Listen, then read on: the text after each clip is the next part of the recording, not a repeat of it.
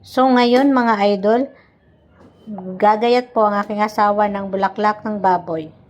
Ito po ang ulam namin ngayong hapunan. Yan, busy po talaga siya. Nilaganaw nga po pala yan mga idol, ang bulaklak ng baboy.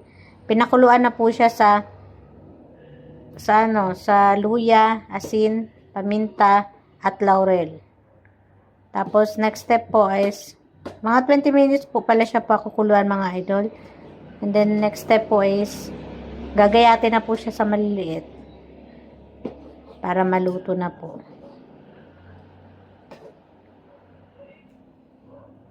Yan, simpleng-simple lang mga idol. Simpleng ulam pero masarap.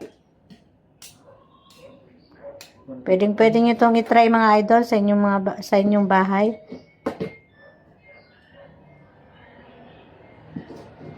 Yun lang.